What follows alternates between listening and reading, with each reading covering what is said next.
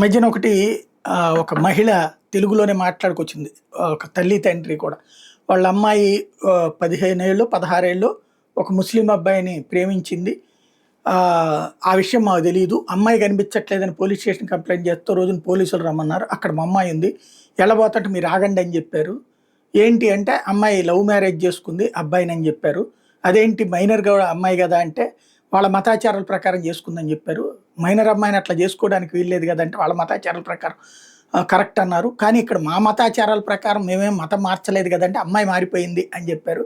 చివరికి తండ్రిని దగ్గరికి రానిలేదు. తల్లి మాత్రం మాట్లాడొచ్చు. ఆ తల్లి ఎంత బతిలాడినా సరే అవతల అబ్బాయిని ఇష్టపడుతున్నానని చివరికి ఆ రోజున దూరం అయిపోయింది. అంటే మతాచారాల ప్రకారం ఫస్ట్ ముందు లవ్ చేస్తాడు. అబ్బాయి ఏమో లవ్ చేస్తాడు. అది మతాచారంతో సంబంధం లేదు. ప్రేమ అప్పుడు ప్రేమించినప్పుడు హిందువు ముస్లిం పర్వాలేదు. ప్రేమ పూర్తయ్యి పెళ్లి అనేటటువంటి సందర్భంకి వచ్చేటికి అమ్మాయిని మతం మార్చేస్తారు. మతం మార్చిన తర్వాత తండ్రితో మాట్లాడకూడదు, అన్నయ్యతో కానీ ఇటు మగవాళ్ళతో మాట్లాడకూడదు, తల్లితో కూడా ఎక్కువసేపు మాట్లాడకూడదు. వీళ్ళు ఇచ్చే పర్మిషన్ ప్రకారం మాట్లాడాలి. పోలీసులు ఆ విధంగా, ఎందుకంటే మొత్తం ముస్లిం సమాజం అక్కడ రోడ్డుకి నిలబడిపోతుంది. అవతల ఆ ప్రేమ జంట అంటూ అక్కడ సఫర్ అయ్యేటటువంటిది ఈ కుటుంబం అవుతుంది. కళ్ళమ్మ నీళ్లు పెట్టినటువంటి సంఘటనలు అప్పట్లో నడిచింది.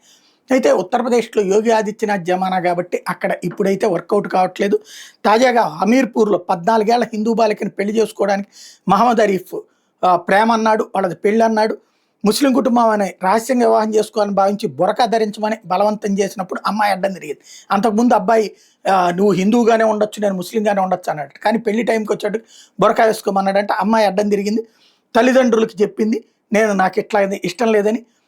దాంతో అప్పటికప్పుడు హిందూ సంస్థల సహాయంతో పోలీసులకు కంప్లైంట్ చేస్తే పోలీసులు కూడా తోడు నిలబడడంతో పెళ్ళాగింది. యోగి ఆదిత్యనాథ్ జమానా కాబట్టి సాధ్యమైంది. అదే వేరే చోట్లనైతే కనుక ఏం చేస్తారు, దాన్ని మతపరమైనటువంటి వివాదం కిందకి మార్చేస్తారు.